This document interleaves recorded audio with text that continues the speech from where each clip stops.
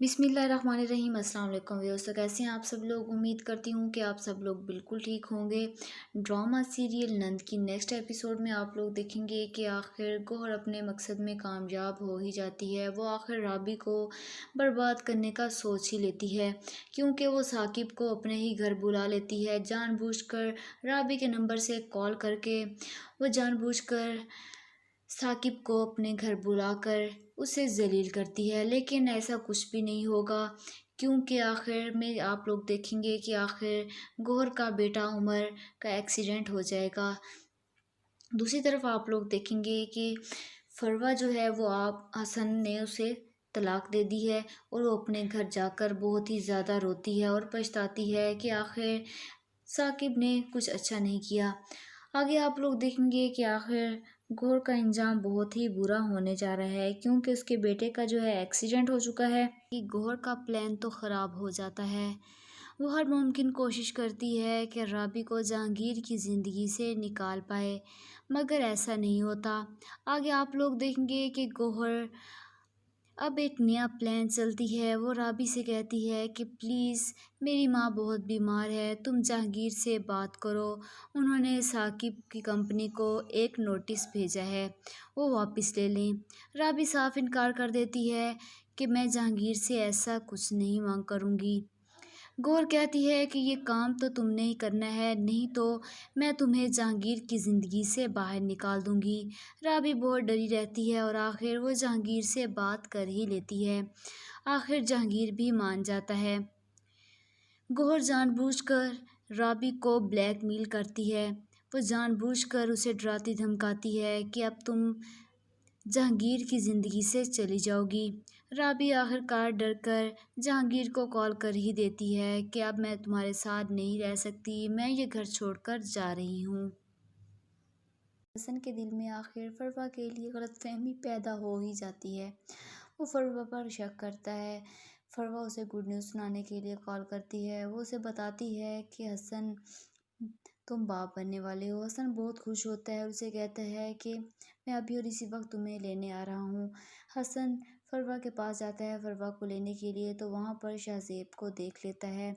सामने ही शाहज़ेब बहुत सारे फूलों के गुलदस्ते लेकर आता है। हसन देखकर बहुत ही ज़्यादा गमज़दा हो जाता है। फरवा का बाप बताता है हसन को कि जहांगीर को मैंने ही छुड़वाया था। फरवा के कहने पर फरवा ने मुझे कॉल की थी कि राबी के हस्बैंड को छुड़वा लें, तो मैंने ही स्टेशन कॉल करके जहांगीर को छुड़वाया था। हसन ये सब सुनकर बहुत ही ज़्यादा परेशान और आग बबूला हो जाता है। वो घर जाकर फरवा पर सारा गुस्सा निकालता है कि तुमने ऐसा क्यों किया और मुझे बताया क्यों नहीं। गौर जहांगीर के पास तो चली जाती है। वो उसे कहती है कि तुम अभी और इसी वक्त इसे तलाक दो, वरना मैं इस घर से नहीं जाऊंगी। वो चिल्ला कर कहता है कि बीवी है ये मेरी, मैं इसकी तरफ उठने वाला हर हाथ रोक सकता हूँ। सब राबी के खिलाफ हो जाते हैं। हसन भी कहता है कि राबी को हम इतना मासूम समझते रहे, लेकिन आखिर वो क्या से क्या निकली। साकिब भी बहुत गुस्सा होता है कि राबी को अब मैं तलाक दिलवा के ही छोड़ूंगा। वो हसन से कहता है कि तुम लोग तो गए थे ना तो जहांगीर के पास, तो उसे तलाक दिलवा कर क्यों नहीं आए। जिस पर हसन कहता है कि जहांगीर किसी सूरत भी राबी को छोड़ने के लिए तैयार नहीं। साकिब कहता है कि वो मेरी बहन के काबिल ही नहीं। अब हम अपनी बहन की बातों में आकर उसे सच्चा साबित करते रहे, लेकिन हम लोग गौहर को बुरा समझते रहे। पर राबी आखिर क्या निकली। मेरी बहन उस इंसान के साथ अब नहीं रह सकती। आगे आप लोग देखेंगे कि साकिब राबी के पास जाता है कि ये सब देखकर मैं शर्म से ज़मीन में गड़ा ही जा रहा हूँ। उसका हाथ पकड़कर उसे अपने घर ले जाता है और जाकर गौहर के कदमों में गिरा देता है और गौहर को कहता है कि ये लो, तुम्हारी दुश्मन तुम्हारे सामने है, जो करना है तुम इसका करो। फरवा आ जाती है। फरवा उसे बचा लेती है। आखिर गौर कहती है कि तुम कौन होती हो इसे रोकने वाली, मैं इसे जान से मार दूंगी। राबी फरवा को सब कुछ बता देती है कि मेरे साथ जो भी हो रहा है गलत ही हो रहा है, मैं बेकसूर हूँ, प्लीज़ मुझे माफ़ कर दो, मुझे बचा लो। फरवा आखिर राबी को बचा लेती है। जहांगीर भी वापस आ जाता है पुलिस स्टेशन से और राबी को वापस घर ले जाता है। इसके बाद क्या होगा आप लोग देखेंगे कि आखिर गौहर जानबूझकर एक नया प्लान करेगी।